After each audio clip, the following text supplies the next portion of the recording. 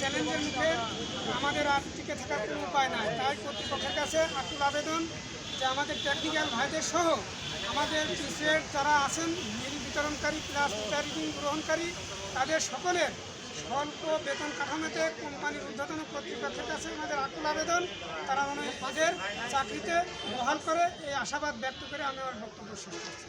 যা ছিল তার থেকে এখন আপনারা আরেকটু মানে আগের তো এখানে আবার দুইটা ইয়ে আছে, এটা আর একটা বিষয় আছে। সবাই বেতনভুক্ত করে মিটার বলে ওটাকে, মিটার পাঠক এবং বিল বিতরণকারী এরা স্বল্প বেতন পায়। আর যারা আমরা লাইনের কাজ করি আর কি, লাইন লিস্টের কাজ করি, লাইন সাহায্যকারী হিসেবে কাজ করি, আমরা কেউই বেতনভুক্ত না, কেউ বেতন পাই না। আমাদের চলে কীভাবে প্রশ্ন করতে পারেন, চলে কীভাবে? আমাদের চলে হলো ভিক্ষের টাকায়।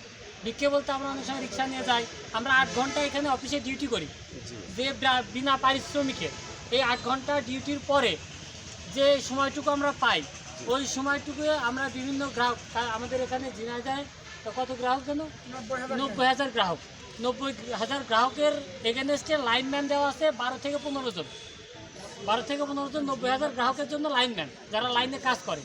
আর আমরা ঝিনাইদহ টোটাল ডিস্ট্রিক্টে ঝিনাইদহ, কালীগঞ্জ, কোটচাঁদপুর, মহেশপুর এই সব মেলায় আপনার লোক আছে হলো 82 থেকে 85 জন লোক আছে যারা কোনো বেতন পায় না, আমাদের চলে হচ্ছে বিভিন্ন জায়গায় কাজ করি, আমরা কাজ করে মহিলা রিক্সা নিয়ে যাই, রিক্সা ভাড়া দেওয়ার পরে যে অবশিষ্ট টাকা থাকে ওইটা দিয়ে আমাদের সংসার চলে।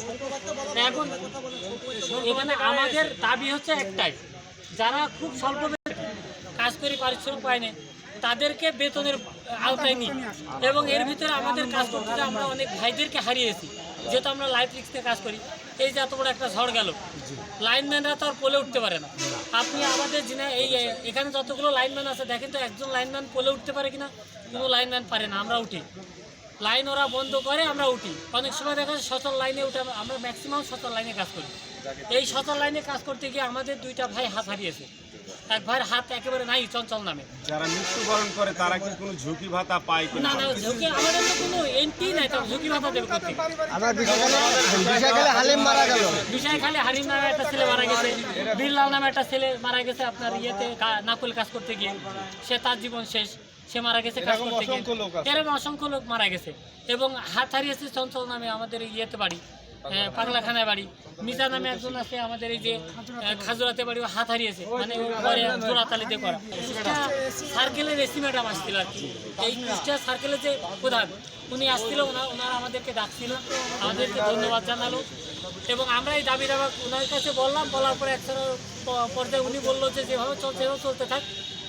আমরা বললাম যে এভাবে আমরা চলবো কী করে? আর এখন তো সবাই মানে বাক স্বাধীনতা পেয়ে গেছে, বাংলাদেশ এখন স্বাধীন দেশ।